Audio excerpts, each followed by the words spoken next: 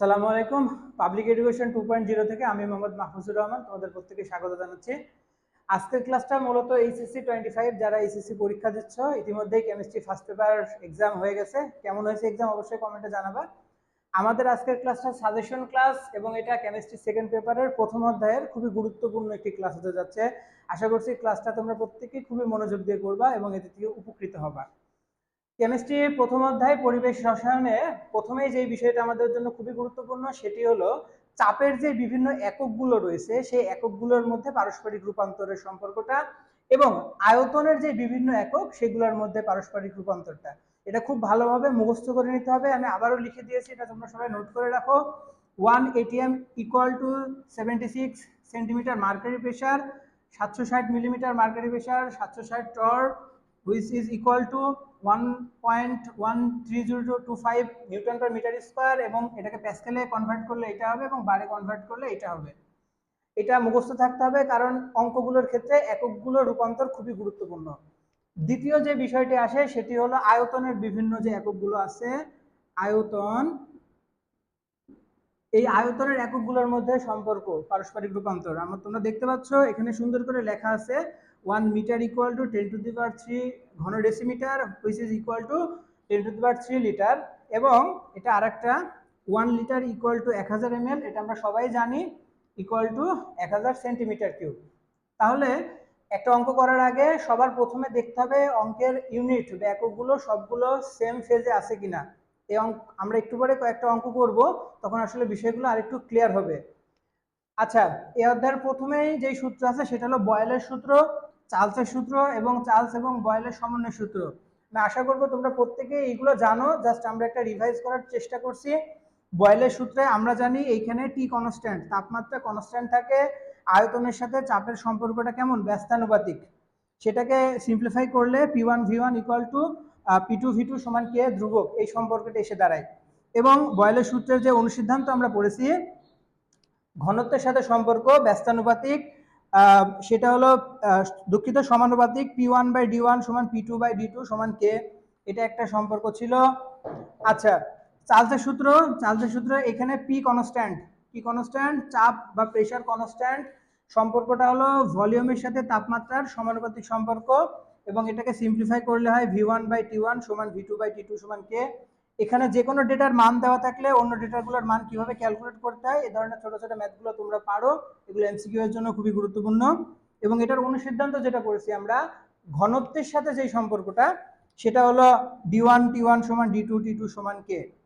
এবং আমরা আরেকটা সম্পর্ক পড়েছি চার্লস এবং বয়েল। আমরা এখানে যে চার্লস আর বয়েল পড়লাম এই দুটো সমন্বয় যে সূত্র P1 V1/T1 সমান P2 V2/T2, এই সূত্র থেকেও তোমাকে যদি যে কোনো তিনটা ডেটার মান বলে দেয়, বাকি ডেটাটা যদি নির্ণয় করতে বলে, তাহলে এই সূত্র অ্যাপ্লাই করে আমরা এই ম্যাথগুলো করতে পারি। তাহলে আমরা ছোট করে যেটা বুঝতে পারলাম সেটা হলো আমরা চাপের বিভিন্ন এককগুলোর মধ্যে রূপান্তর বুঝতে পারছি, আমরা আয়তনের বিভিন্ন এককের মধ্যে রূপান্তর বুঝতে পারছি, বয়েল চার্লস এবং চার্লস বয়েলের সমন্বয় সূত্র আমরা বুঝতে পারছি। এ পর্যায়ে আমরা আদর্শ গ্যাসের সূত্র বা সমীকরণ নিয়ে আলোচনা করব। আসলে একটা ডেফিনেশন বা সংজ্ঞা ক নম্বরের জন্য খুবই গুরুত্বপূর্ণ। আদর্শ গ্যাস কাকে বলে? যে সকল গ্যাস চার্লস বয়েল এবং অ্যাভোগাড্রোর সূত্র মেনে চলে, অথবা যে সকল গ্যাস এই পিভি সমান এনআরটি এই সূত্র মেনে চলে, সেটাকে আসলে আদর্শ গ্যাস বলে। তাহলে তোমরা দেখতে পাচ্ছ পিভি সমান এনআরটি, এটা আদর্শ গ্যাসের সমীকরণ। আমরা যদি এন যেটা মোল সংখ্যা, এই মোল সংখ্যা সমান ভর বাই আণবিক ভর মানে W/M লিখি, তাহলে আদর্শ গ্যাসের সূত্রের আরেকটা ফরমেশন দাঁড়ায় পিভি সমান W/M/RT এবং এটাকে যদি আমরা ঘনত্ব ডিতে কনভার্ট করি তাহলে ডি সমান দাঁড়াচ্ছে PM/RT। এই তিনটাই কিন্তু আদর্শ গ্যাসের সূত্র। এই তিনটা সূত্র দিয়েই আসলে আদর্শ গ্যাস রিলেটেড ম্যাথগুলো আমাদের করা লাগতে পারে। আদর্শ গ্যাসের সূত্র এবং এই চ্যাপ্টারের আরেকটি গুরুত্বপূর্ণ টপিক হলো মোলার গ্যাস ধ্রুবক আর। তাহলে মোলার গ্যাস ধ্রুবক আর এর মান নির্ণয় অনেক সময় পরীক্ষায় আসে, আর সমান PV/NT। এটা ক্যালকুলেশন করলে এসআই এককে স্ট্যান্ডার্ড এককে আর এর মান আসে 8.314 জুল পার কেলভিন পার মোল, এটা অবশ্যই মুখস্থ রাখবা। এবং লিটার এটিএম এককে আর এর মান আসে 0.0821 litre ATM per kelvin per mole. আসলে এ পর্যায়ে আমরা একটা আদর্শ গ্যাস রিলেটেড খুবই গুরুত্বপূর্ণ একটা ম্যাথ করি, ম্যাথের সমাধান করার চেষ্টা করব।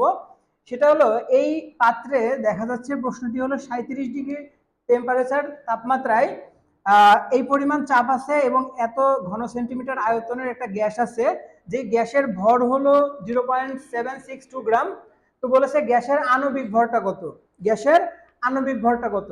তাহলে এটা কোন সূত্র দিয়ে হবে, এটা এই সূত্র দিয়ে হবে। আমরা এখানে আর এর মান লিটার এটিএম এককে ব্যবহার করব, ই বাই পিভি।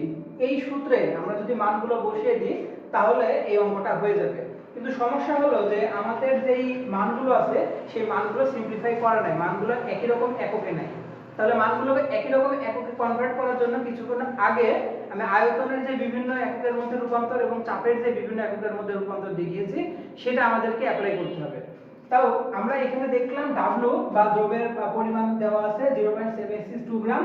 তাপমাত্রা অবশ্যই সব সময়ের জন্য কেলভিন তাপমাত্রা ব্যবহার করতে হবে। এখানে যেহেতু 37 ডিগ্রি সেলসিয়াস দেওয়া আছে, সো আমরা সেটার সাথে 273 যোগ করলে সেটাকে কেলভিনে কনভার্ট করতে পারবো। মোলার গ্যাস ধ্রুবক আর, এখানে আমরা আর এর লিটার এটিএম এককটা ব্যবহার করব, সেই জন্য চাপ এর এককটাকে আমাকে এটিএম এ কনভার্ট করে নিতে হবে। এখানে চাপের একক কিলো প্যাসকেল দিয়েছে, তো আমরা জানি 101.325 কিলো প্যাসকেল সমান 1 এটিএম। সো 102.4 কিলো প্যাসকেল সমান, এটাকে 101.325 দিয়ে ভাগ করলে যেটা আসবে সেটাই হলো চাপের মান।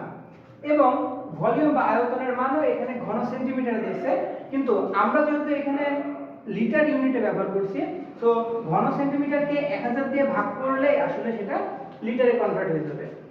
আমরা এই অঙ্কের যে ম্যাটেরিয়ালগুলো ছিল সেগুলোকে সবগুলোকে সিম্পলিফাই করে বের করে আনার পরে জাস্ট সূত্রে বসাইতে ক্যালকুলেশন করলেই আমাদের এই অঙ্কের উত্তর চলে আসবে।